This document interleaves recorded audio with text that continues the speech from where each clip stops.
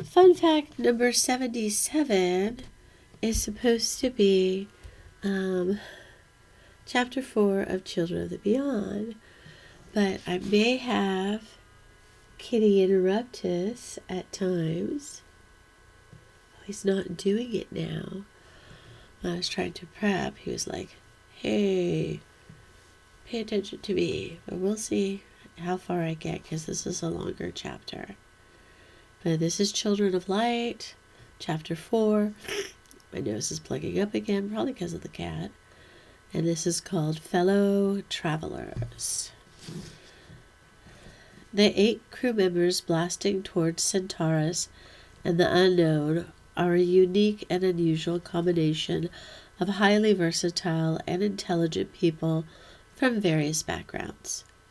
The crew is accompanied by 3 robots and 1 droid: Othello, King Lear, Hamlet, and Celia too. Othello was mostly a product of the Earth's scientists. He's a dark blue robot. His features could best be described as squat, short, and cubal. He has electronic flashes and retractable arms and a gruff, programmed personality. His program is designed to assist him in any heavy repair work that will be needed on the Zeus. King Lear was a product mostly of Aphrodite. He is white, thin, fairly tall, T-shaped robot for getting into tight spots. He has a mellow program personality. He also holds most of the intelligence software on his memory blips. Hamlet was a product of both worlds. He is black, round robot. He is programmed with the most emotional personality of all the animated assistants. Or, if emotions could be felt by a robot, Hamlet feels them. He is funny, romantic, and full of love, but that is because of his experimental programming. All 3 robots are good companions, fixers, mechanics, robots. Celia, too, is the droid for Mission Z. Her looks and personal behavior are loosely based on that of Counselor Celia on Moon Station Aphrodite. Celia's appearance is as any human, and she behaves human too. The main difference between Celia 2 and the human crew is that Celia is reprogrammable and immortal. Part robot, part computer, and perhaps part human too. She's beautiful and perfect in many ways. She has an immense need to please, to love, and be loved, and to be fully human. But she will never let that stand in her way of being herself and having a good time. She looks a lot like Counselor Celia, but she has blue eyes, is much shorter, and is not quite as beautiful as the original. The crew consists of 3 women and 5 men: Captain Trevor Phillips, Andrea Green, Dr. Vladimir Ambrosini, Dr. Winton Gregory, Dr. Newly Sheffield, Ashley Thorndike, Hobart Spunkle, and Gunther Wong. Captain Trevor Phillips is the oldest of his crew at 40. He is a man with graying hair, in which it is obvious that the gray is winning. His experience in space travel won him the position. His frequent flights to Mars helped him secure the position. He has no family, which was a major requirement for the leader of Mission Z. He had been married once, but his wife had died trying to birth their first child. He had stood by helpless as he held her hand and watched them both die. Excuse me. The birthing mothers were late. He had done what he could, but his wife had a difficult birth, with the child being twisted around the umbilical cord. His wife was a frail woman who, because of the habit of some light-skins who believed in interbreeding, was sickly most of her life. Her heart gave out. She had broken the chain of interbreeding by marrying Trevor, who was much older than herself. He had blue eyes, brown wavy hair, and was obviously a Native American Indian mix or South Continent mix with light skin. He did not have dark skin or light. He was like a light skin who had been licked by the sun. He had been a leader when he was a child by the shores of California. The wars had left many orphans. Thus Trevor created a child's community for orphans, so some would survive. The orphans banded together with Trevor as their leader and foraged for food, fought off intruders, and he healed the sick. He met Sosha there. She was a woman who had taught him how to love and fight. She was a strong woman who was the only person Trevor had ever let lead. Sosha was also now a council member with direct contact with Running Tree. Sosha had come from Russia and had deserted her team in California. She had been a soldier trying to create peace. She had met Running Tree in Wyoming, but until she had reached California, she had not understood his words. She was the reason why Trevor entered the space program and why he was here now. He owed his life to her many times, and he felt she was the mother he never could remember. Looking at the cat because he's scratching his way up my side to try to get up here and wants attention. Anyhow, more of this story. He was a tall, thin, and muscular man with a rugged profile. He wore his gray uniform with the gold fringe proudly. His hair was halfway between his broad shoulders and the top of his neck. Sometimes he let his shaving go, but he was always courteous and quite a handsome man. Some men improve with age, and Trevor definitely had. As Trevor walked down the halls of the moon base that had been named Aphrodite, he crossed paths with his first mate, Andrea Green. "Have you checked the trajectory of the ship and discovered where we'll be shooting from?" "Yes, sir. The sky is fabulous from here. Have you done your 2 hours in the fitness area today, Captain?" "Not yet. I was going to check on Vladimir and see if he wanted to join me in the fitness workout today." "If you can drag him out of his quarters for a workout, I'll be most appreciative. He won't listen to me. He spends too much time with his computers. I know he's just doing his job, but I'm just trying to do mine. Even in the tests on Earth, he wouldn't listen to anyone." "I'll have a talk with him. Continue with your work, Miss Green." Andrea Green is Trevor's first mate, microphysicist, astronomer, and mapper of new discoveries. She is also the youngest of the crew members at the age of 16. Andrea is the physical fitness expert and is rather plain-looking. She has straight brown hair to her shoulders, not much of a figure, brown eyes, and freckles and moles. She is also the shortest crew member at 5'6". She was a genius child who was born in peace times. She had excelled faster than all her classmates and tended to be quiet, creative, and preferred being alone. She had finished with the highest grade in all her courses at the age of 10. At 11, she had joined and mastered all the concepts of the environmental crews on Earth. She grew bored and sullen. She never felt she had anything in common with children her own age or even her own family. Her mother was a nutrition expert and her father was an astronomer. Her 2 brothers were too young to be interested in anything besides sports and games. One brother, Horatio, tended to appreciate literature and she liked him the best. Colin scribbled stuff he thought was art, but Andrea had not been impressed. Horatio was 9 and Colin was 6 when Andrea announced her plans to join the space program at 13. She had worked a year with her father at his astronomy lab and longed to reach the stars. Her parents were disappointed. They had hoped she would dabble in everything and join the junior council, with her ultimate goal being a member of the council. But Andrea had no such dreams of leadership and popular gains. Ow! Cat again. Okay, let's continue. Andrea wanted to sail through the stars and perhaps find out where she really belonged. Her early high marks and diligent work advanced her quickly in the program.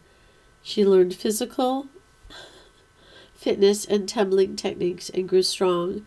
She had been one of the first to fly to Mars with supplies. She had earned her place beside Captain Phillips and was proud. Every time a new crew member came aboard, she had to prove herself, which became tiresome. When Mission Z was slated and Captain Phillips was chosen to head the team, he requested that his first mate be Andrea. The council was unsure. She was young and would leave a family behind. Trevor asked Andrea what she thought. She said, "In all my life, I have never heard more wonderful words than those. If I do not go, I shall surely perish in the attempt." "What about your family?" "I have no family but the stars." And with that, the council sealed her name in metal for her private quarters on the ship. Trevor found Vladimir in his chambers, pulling his hair and cursing at the holographic computer image in front of him. "Excuse me, Dr. Ambrosini, may I speak with you a moment?" "Why not? Beta is only giving me a headache." "Is Beta ready to be installed in the Zeus craft yet?" "Certainly. How much has been assembled?" "The shell is done. The robots are a great help. It's mostly the internals that need connecting, and then we'll have to run some diagnostic tests." "Why is Beta giving you headaches?" "Oh, we were just discussing the relative factors involved in traveling through a black hole in space and the existence of micro black holes." "Oh, well, I wanted to tell you that you have to listen to Andrea. She is your superior, and she only is trying to do her job." "But I'm fit enough." "We must follow the program, and actually, I came to see if you wanted to do the 2-hour workout with me now. I don't like to do it much either, but the fitness schedule is non-negotiable with the council. Celia could always pull rank on us and force us to work out the way she wants. What do you say? Want to sweat a bit with me?" "If I must, I would appreciate a companion in this absurd task." Vladimir grabbed a bag full of workout clothes and exited his rooms with Captain Phillips. Second mate Dr. Ambrosini is an expert in space sciences, computers, and electronics. At age 33, he had heard all the racial slurs in the dictionary. His people had condoned and believed in race mixing long before the civil disturbances. He came from a race of gypsies. He was a wonderful stout man with a hairy chest and eyebrows. His talent on the violin and harmonica were greatly appreciated by his people. But at night, camping out under the stars as a boy, he realized he longed to be up with the stars. Vladimir had a hearty laugh that hid most of his pain. Not only was he Russian and Italian, and perhaps many other variations on culture, but somewhere along the line his descendants had also been Africans. He was a deep, rich milk chocolate color. His hair was a deep, dark, glistening black. His mustache and eyebrows were the same. He would often muss his hair while deep in thought and obtain an Einstein-like appearance, and many had compared his recent dissertations to Einstein, especially his Psych and the Sciences, based on the lost Darwinian dissertation on the matter, Einstein Hidden Notes, and Freeman Dyson's Life in, of, and Without Time. In private moments, he would let his bass voice reverberate with laughter when Andrea would say, "How come you are so rich and beautiful all the way through, and I'm so plain?" First mate secrecy rule and order not to repeat. Tell me and quit laughing. I'll report you. Stop. Andrea's youth and innocence delighted him. He thought of her as a younger sister who he adored. She was brilliant, too. He knew she liked Winton, so he never tried anything physical or romantic with her like the other women he had known. All the gypsies had slept with each other. No one knew who their mother or father was, and babies were only made if someone slept outside the group. Even the men had slept together, and the women too. Vladimir had found that sleeping with men was unpleasant, and he had no desire to, but everybody did everything, so he had to. He couldn't understand how some of the men enjoyed the sexual contact with other men. He felt there was something wrong with him. He loved women, their softness, their warmth, the taste of their juices between their legs, their large, soft breasts on his face, the tingle of their soft, long hair on his chest, the gentleness of their hands and their sighs and laughter. Just thinking about them could create a most embarrassing erection. That's why he slept with just about every woman he had met. He had left the gypsies when he had slept with the man from the outside. He was a nice homosexual gentleman named Edward. Edward had looked at the 15-year-old Vladimir and said, halfway between their lovemaking, "If you don't like it, why do you do it?" Vladimir had replied with a certain amount of pride, "Because gypsies do everything." Edward replied, "But part of you is not gypsy. Does not that part have a right to live too?" Vladimir said, "Yes, but this is all I know. This is normal. You don't want any more love?" Edward said, "No, let me get you some coffee. How would you like to go to school and enter the space program? I have many friends. I would like you to be one." Vladimir said in his bass voice with his heavy mixed Russian and Italian accent, with his bright gray eyes gleaming, "Oh, you want me to do sex for you in exchange for these favors, huh?" "No, Vladimir. I want you to be able to truly be yourself. Once a woman gave me this gift that allowed me to be a man, but to also freely and openly love men, because that was who I was. I was a teacher, and I really wanted to be a research scientist. I've achieved myself. I know the pain of not fitting people's ideals and of doubting myself as I am. She was a soldier. She died 2 months ago. I'm afraid we'll all be fighting soon. Let me give you this gift. All I ask in return is that you use me well and be my true friend." "Yes, I will be your friend, Edward." With that, they shook hands and embraced. Edward died 5 years later from complications of radiation. Somehow, Vladimir escaped the civil disturbances. His brilliance was sheltered by his teachers from the atrocities around him. He only witnessed what was left and held his dear friend's hand when he died. Edward was the closest Vladimir had let anyone come to his world. Edward knew Vladimir from his heart to his eyes. And now Vladimir was letting little Andrea slip her way in, and sometimes he was very afraid. Sometimes Gunther would get his foot in the door, and one always had to be careful of Hobarth. One can never be sure what Hobarth knew. The others didn't worry him at all. Ashley was pretty, but not really beautiful or real. Besides, she was an interbred racist. He could deal with Captain Phillips on a professional level.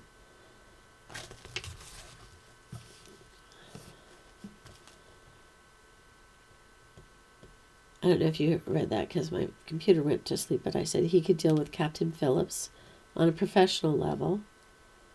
Dr. Sheffield was sweet, sexy, and very professional, which meant rather cold. Winton Gregory was nice enough, bland enough, but what did Andrea see in Winton? "Hi, mate!" Dr. Winton Gregory shouted, walking from the fitness area. "Hello, Dr. Winton. I see you need no coaxing to complete your required 2 hours of fitness daily," said the captain.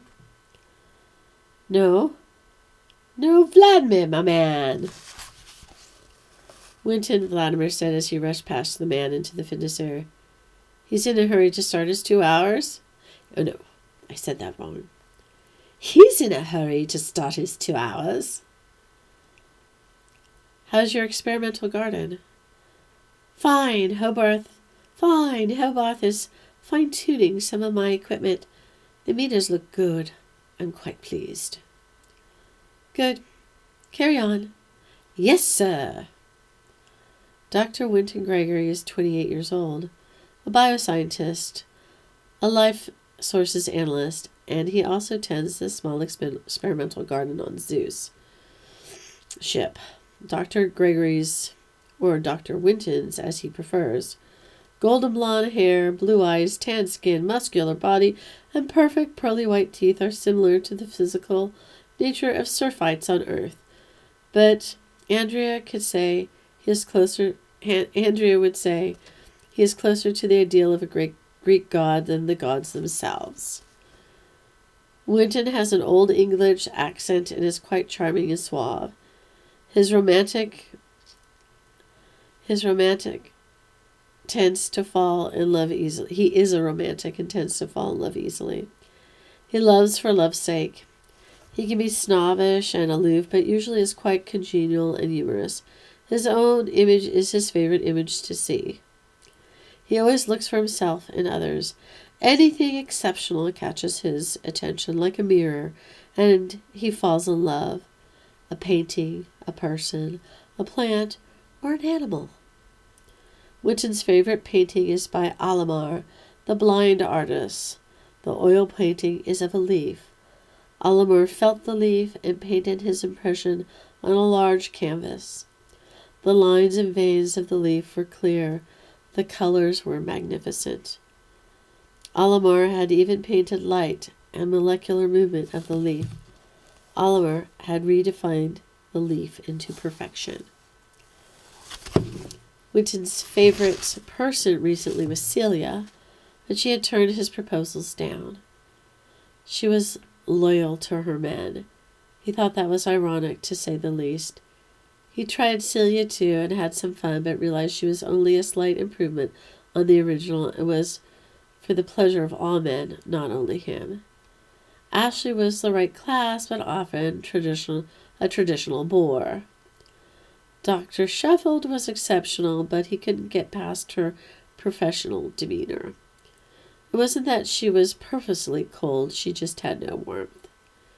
She seemed distant most of the time. She was a sensitive, too, so she could see through or around anything. Andrea was plain, but quite exceptional.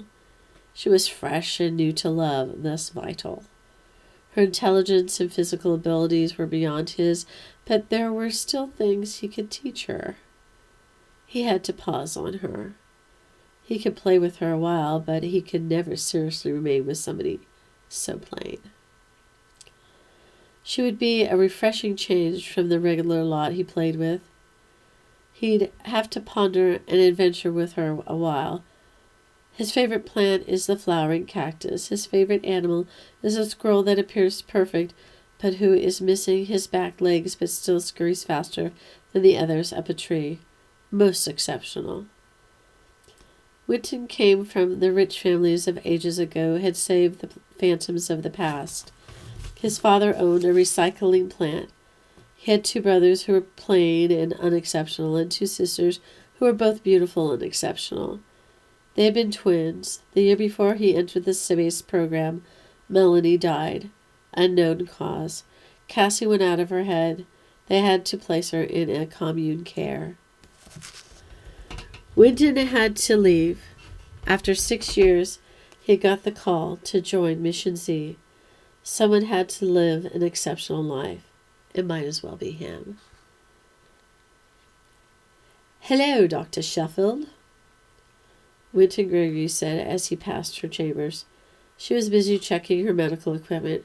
She nodded towards Winton as he passed by, and then continued her work. Celia, too, was helping her adjust some of her instruments. Dr. Sheffield, do you want this instrument calibrated on plus or minus scale? Asked Celia, too. The heart monitor should be calibrated to allow for the shift of both plus and minus impulse readings. Your examination download of the crew is complete. Is there anything you would like me to do? I promised Hobarth I would help with some interior structural building of the Zeus. I believe he is wiring the sleep chambers with Vladimir soon, and wanted my assistance. You may go. I need to analyze the results of the crew examinations. Thank you. Dr. Newley Sheffield is the medical doctor, psyche and physician. She takes care of all the health needs of the crew. At 19, she is a bright and energetic woman. She looks more like 25. She is often soft-spoken and always very professional. Her wavy red hair flows to her mid-back and is like fire. Her green eyes seem to glow in the dark felinely. Her shape is the hourglass type, very soft, very feminine. She has freckles and huge light brown birthmarks that make her look like a bit like a pinto pony. Her spots give her an unusual beauty. Her light blue uniform, she is quite stunning. Newly was born at the end of the civil disturbances. Her mother had been a soldier, but few people hadn't been soldiers, and had one of those wartime flings. She was raised solely by her mother. Newly was always fixing things and bringing wounded animals home as a young child. Her mother was drunk most of the time and hit her occasionally. Sometimes Mother hit her because she was angry. Sometimes she was drunk, and sometimes she hit her for fun. Newly buried herself in her studies to survive. She worked for a year in a med unit on Earth and was recruited for Mission Z. She helps with the garden on the ship and is trained to assist Winton with bioscience readings in private moments. Newly listens to ancient music known as folk, pop, or rock and roll.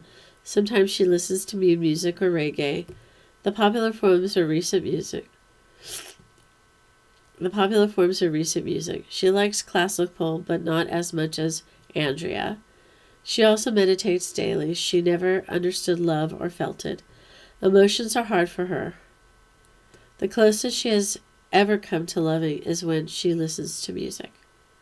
Music takes her soul higher than anything she has known yet.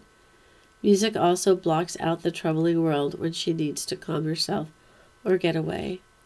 Her favorite song is called Three Rivers Moon, a strange flute and harmonica song that intersperses song and drums. And here, I don't know if I should sing this because it's been a long time, but I'll just say the words. The river of life is long, or I'll just make up a tune, huh? The river of life is long, the river of life is long, sing my song. I don't think that's how I intended it to sound. Let me just start over. The river of life is long, the river of life is long. Sing my song, I'm going to sing my song. The river of death flows by, the river of death flows by. Moon sky, my earth moon sky. The river of the sun burns deep, the river of the sun burns deep. Love never sleeps, my heart will never sleep. The life of the moon is my life, the life of the sun is my soul. The life of three rivers is forever. Sing my song, moon sky, love never sleeps. Hello, Doctor. Do you need me for anything? I've been awfully busy preparing the communication equipment on Aphrodite. Ooh, I gotta say this differently. Hello, Doctor. Do you need me for anything? I've been awfully busy preparing the communication equipment on Aphrodite and still need to start preparing the equipment for Zeus. Have you seen Captain Phillips? I'm having some problems getting work done because the men on Aphrodite want me so badly that they're continually flirting with me and distracting me from my work. I want the captain to put an end to their sexual harassment of me so I can get all my work done. Who can blame them, though? I am beautiful. Ashley Thorndyke stood at the door of Dr. Sheffield's chambers on Aphrodite, interrupting Newly's thoughts. I don't need you presently, but after the evening meal I would appreciate some of your time in order that we may go through some medical emergency drills. Will you be free? Certainly. I'll see you then. Ashley Thorndyke is the assistant to Dr. Sheffield, bioelectronics consultant, but mostly was assigned for her knowledge of communication equipment. She appears to be pretty, but is really plastic-looking and shallow. Her original hair color was an ash blonde, but she dyed her hair to be more pure blonde with a bit of strawberry blonde. Her hair is past her shoulders and bouncy. She wears a lot of makeup, but it's not gaudy. It's like she went to beauty school and learned the right strokes.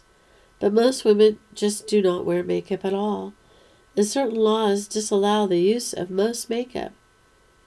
She had breast implants, liposuction, and a tummy tuck in some high-class illegal beauty salon.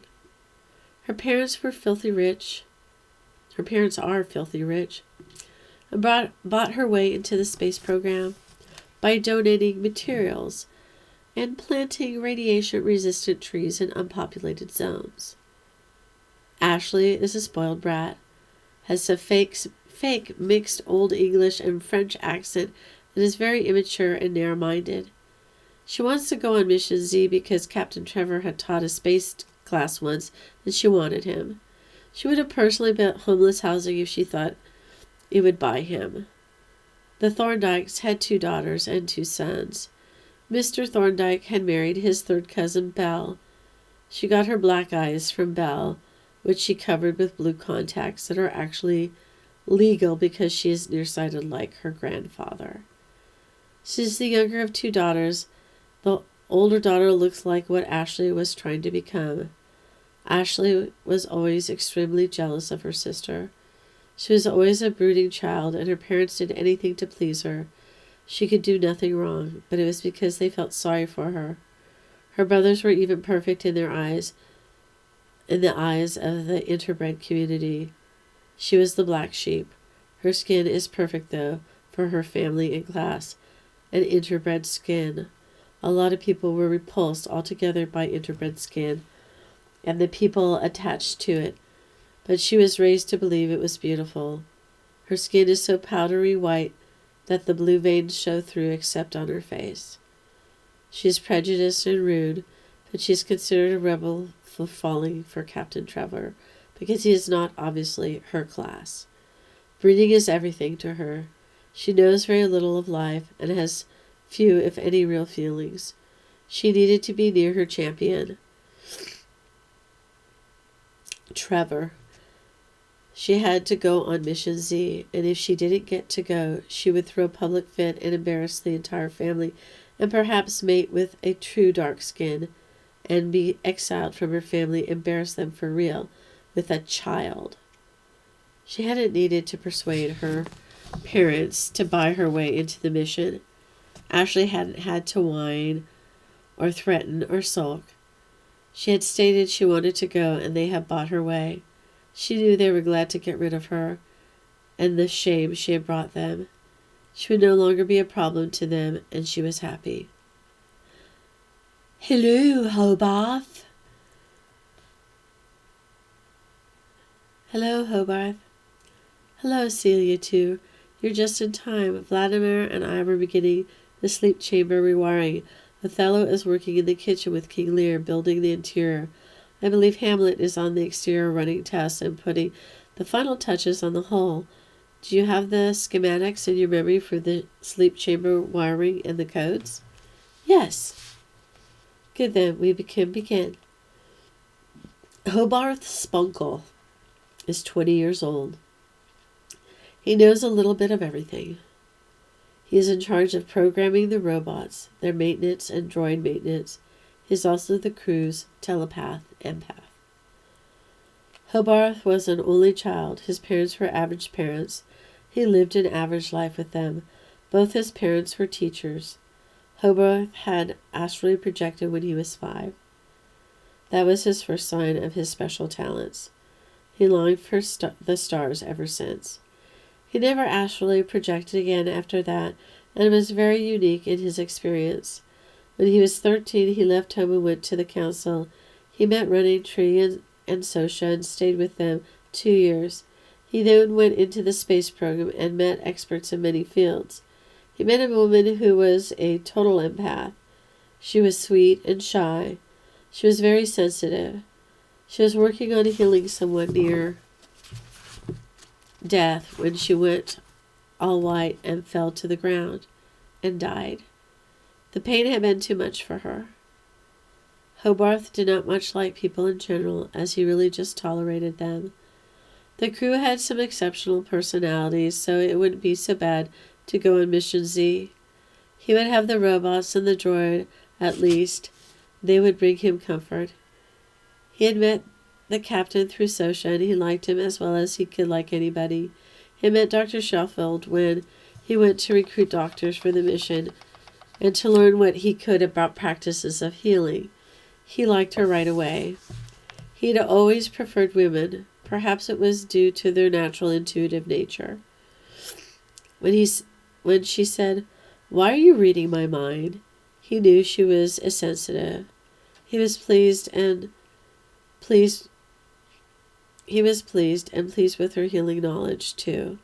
She was much more progressive in her knowledge and experiments than the other doctors he had met, or himself. She also had mastered vibrational sound healing and was experimenting with heart and hands-on healing, but it had inconclusive results. "I'm glad you are pleased," she said. This was as close as either of them had come to friendship. They were connected somehow. He appreciated Vladimir Ambrosini. He never bothered anyone. It was brilliant. He almost liked Gunther Wong and could tolerate Aunt Andrea Green occasionally, but the rest of the crew he found intolerable. Gunther was an odd mix, and his feminine side was quite intuitive. Hobarth is the shortest man at 5'10". He is an average-looking man. He has brown eyes and brown hair. He has no distinguishing marks or flamboyant touches. He is more handsome than ugly and tends to spend a lot of his time with artificial intelligence. He likes chess and games. He likes music and old folk. His favorite song is an old pop song by Chill Pollins called Journey to My Heart. His favorite group to listen to is the Booty Blues. Mostly he likes learning and growing through experiences. He does not like feeling anything too much. He thinks he probably needs a psyche. Gunther and Hobarth are in charge of defense. Any action needed to protect. He is brave at least. He is odd, but it seems like everyone on Mission Z is odd. He wonders if the council planned it that way. And he knows they did, but not why. "Hobarth, you lovely child. I finished my required fitness hours, and I have checked, stored, and inventoried all the defense equipment on Zeus. Is there anything I can do to help here?" asked Gunther. "Did you rehearse your songs?" Vladimir asked. "Yes, Celia and I have a karate workout tonight. Would you like to join us, Hobarth, darling?" Gunther asked. "Sure, we're getting the wiring configured for the sleep chamber. You could go and assist Hamlet on the hull, then check on Othello and King Lear's progress in the kitchen area," Hobarth replied. "Yes, sir," Gunther snapped, smiling and winking before he bounded off towards the hull of Zeus. Gunther Wong is 18. He is an all-around handyman and mechanic and a professional singer and dancer.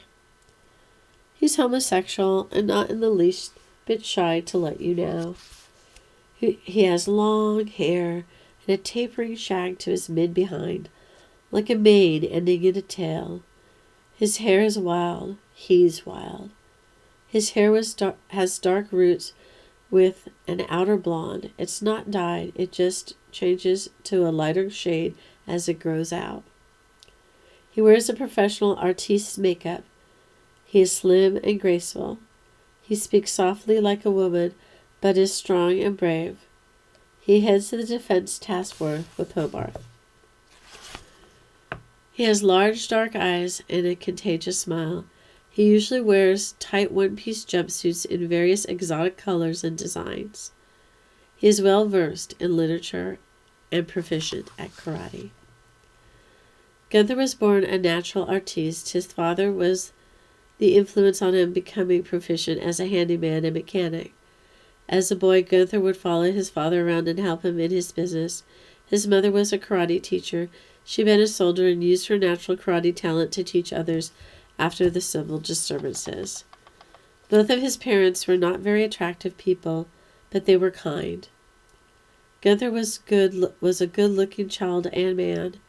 He was an only child. When he was 10, he was in a school talent show. He sang and danced to an original song he had written. His parents noticed his joy in expressing himself creatively and enrolled him in a talent school. When Gunther attained his full rights at 13, he became a professional artiste. When he wasn't singing and dancing, he would be at home helping his father and mother with their professions or reading books. A female friend of his helped him design his own clothes wear for the populace. When he was 15, he went into the one-year space program. He enjoyed it, but he wasn't asked to stay for further terms.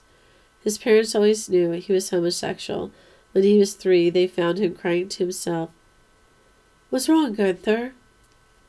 "I love Bobby, but he loves Sandra. Am I wrong to love Bobby?" "No, Gunther. You are beautiful to love at all." Later, they explained to him the differences between people and that there were all kinds of people in the world, and the more he could love them, the better off he would be. But they may not always love back the same way or at all, and he couldn't force people to love him. The best he could do would be to accept what he was given graciously and love life completely. He had a few lovers, but he could never understand why they grew so tiring. He would grow bored with them, or they would get tired trying to keep up with him and his lifestyle. The psyche had told him that his vibrancy overshadowed them. Others couldn't truly be themselves around him because they saw themselves as revolving and being sustained on his existence. Gunther asked, "It's my fault then?" "Not exactly. You just have too much love in you to give. Some people can't handle that. You must be patient and find someone as vibrant as yourself to share your life and dreams with." "Thanks, Doc." Mr. Zeke called and he went. He was the last to be called. He'd be going to who knows where, meaning who knows what. "To cheekily go where no Gunther has gone previously." He liked that. He needed the escape. He needed somewhere else to spread his vibrancy. Here's to Mission Z. Well, with some kitty interruptions and me losing my place or not speaking in the right tone, messing up here and there, that is Chapter 4 of Children of Light. And it does get better as we keep going, but I've said enough. This is almost an hour recording, so I should say ciao bellas. Till next time. Love you. Bye.